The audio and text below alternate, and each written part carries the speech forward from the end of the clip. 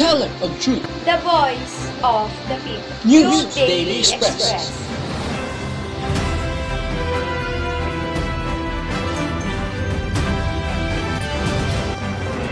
Good morning, Philippines. Good morning, world. It's May 7, 2024. Here are the headlines for today's Asia, the leading destination for Philippine overseas Filipino workers according to the 2016 report on overseas Filipinos by the Philippine Statistics Authority. Global migration, its types and definitions. Classifications of international migrants. Causes of migration unveiled. The volume of contemporary migration.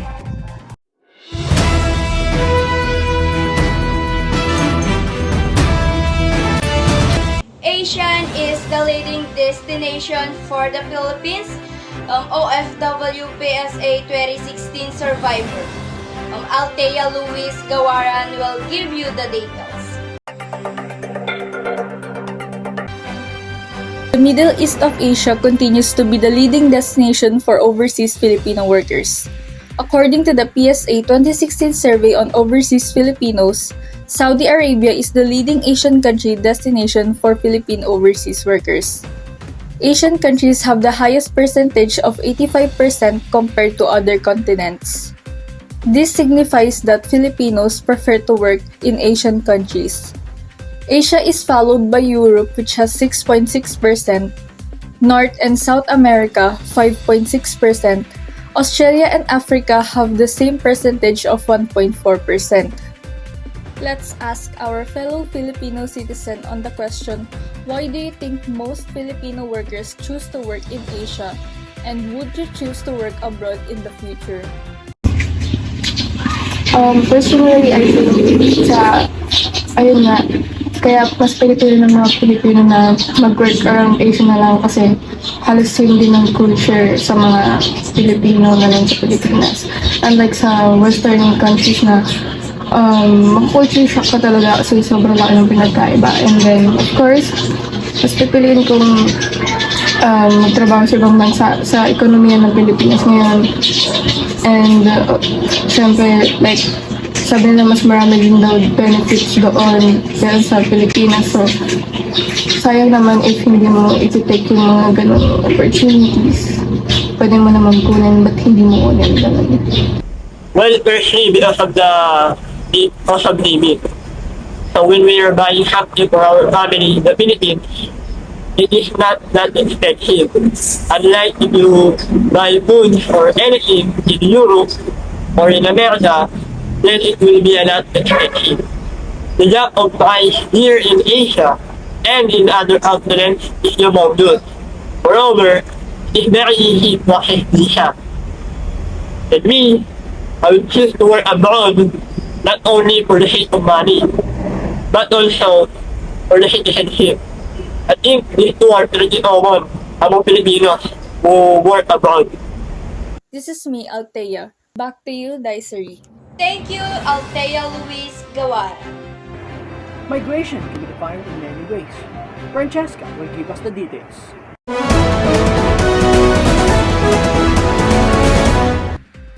Migration has its meanings and types. According to Borley et al., migration means crossing the boundary of a political or administrative unit for a certain minimum period. The types of migration are internal migration and international migration.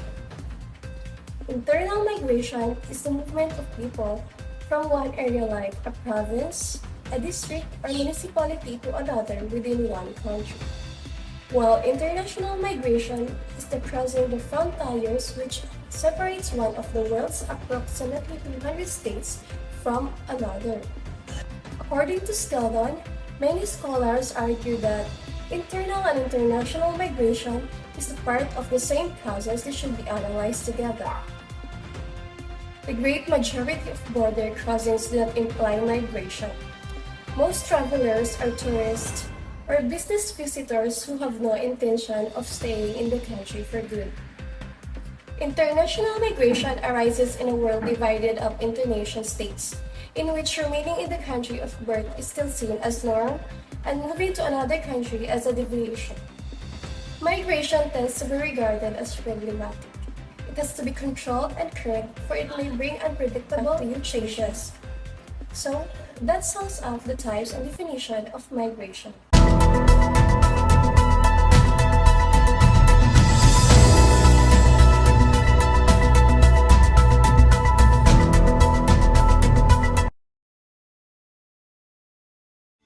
Throughout history, men and women have left their country of birth in the hopes of building a better life for themselves elsewhere. Globally, legal migration has grown by 50% in the last 25 years. Currently, 3.2% of the global population, or 232 million people, are considered to be migrants. The United States as a country has the largest number of migrants, hosting 46 million, or 20% of the world's total migrant population. Mexican immigration is particularly significant given that Mexicans are the biggest group of immigrants in the world. They head mainly to the United States, where 11 million Mexicans live. However, it is Europe as a region that attracts the largest number of migrants, with 72 million currently in the continent. The migration comes mainly from Eastern Europe, with people from Poland, Romania, and Greece moving to the west of the continent. The countries receiving the greatest share of migrants are Germany with 10 million, Great Britain with 8 million, and France with 7.5 million. Immigration to these countries has now far exceeded those to traditional immigrant destinations like Canada, Australia, and New Zealand. In Africa, 19 million migrants move within the continent, but the number of crossings to Europe is steadily rising. The petroleum Gulf countries have become a new center for immigration, where migrants from different parts of Asia have come to constitute majority populations in places like Qatar, 86% of the population, UAE, 70% of the population, and Kuwait, 69%. Illegal immigration, on the other hand, remains impossible to quantify.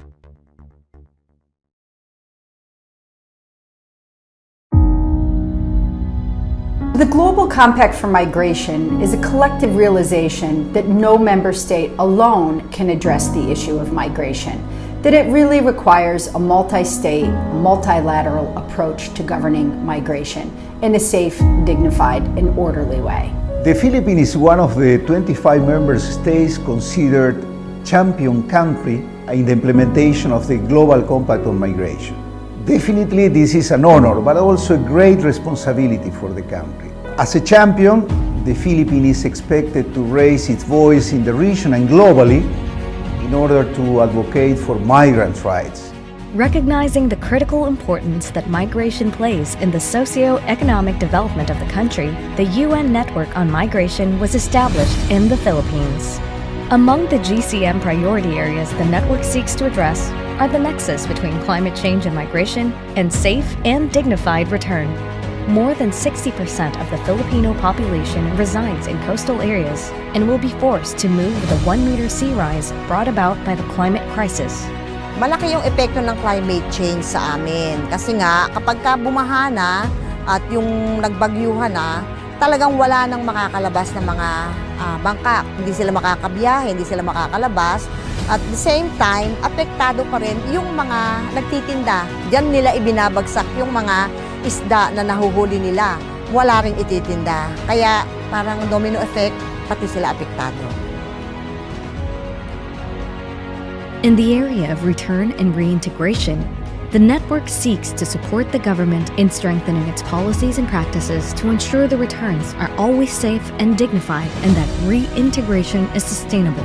Ultimately, migrant decisions should be a matter of choice rather than necessity. I worked for Haiti for almost 5 years.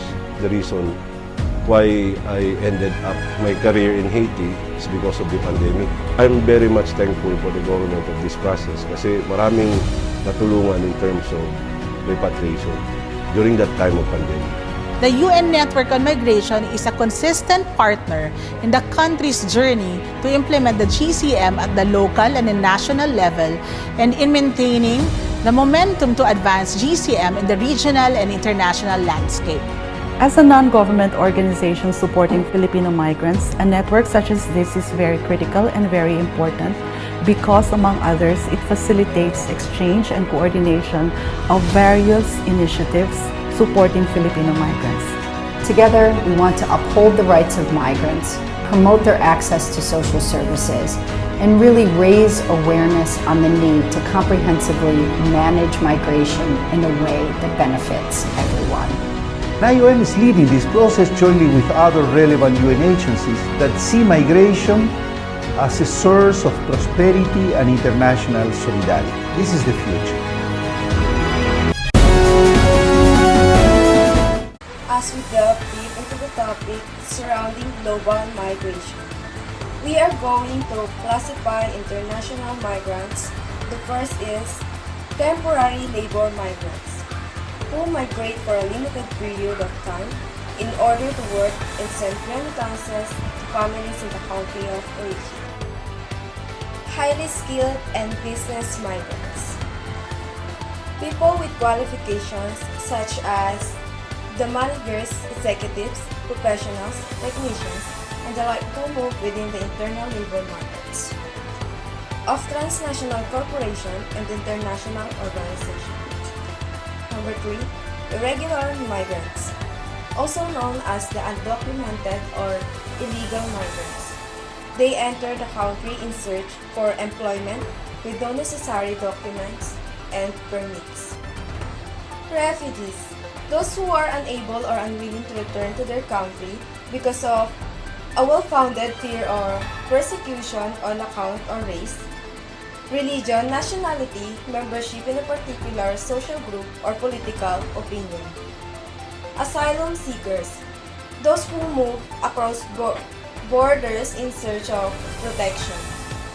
Forced migration, in a broader sense, these include not only refugees and asylum seekers, but also people forced to move by environmental catastrophes or development projects like new factories, roads, or dumps. Family members, also known as family reunion or family migrants reunification. Return migrants, those who return to their countries of origin after a period in another country. These are the classifications of international migrants. Now you know. Thank you, Ellen Jane Saribay. People migrate for numerous reasons. It may be about financial or environmental reasons. Mojo Laza give us more figure to what these reasons are. Migration happens in different causes. Disparity in level of income, employment, social well-being.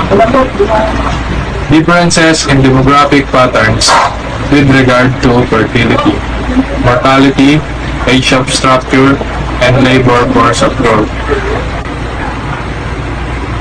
According to the neoclassical economic theory, the main cause of migration individuals' effort to maximize their income by moving from low-wage to high-wage economies. According to Hugo 1994, migration decisions are made not by just individuals.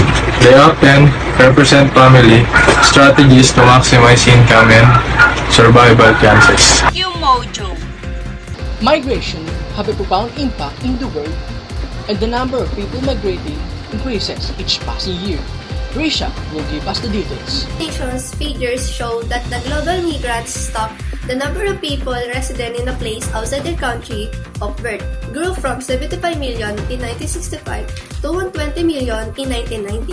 The 1990 figure was roughly equal to 2% of the world's population. The number of migrants grew slightly faster than world population as a whole, but the annual growth rate of 1.9% for the whole period increasing to 2.6%. From 1985 to 1990 was not dramatic. International migrants remain a fairly small minority. International migration, conversely, is much larger.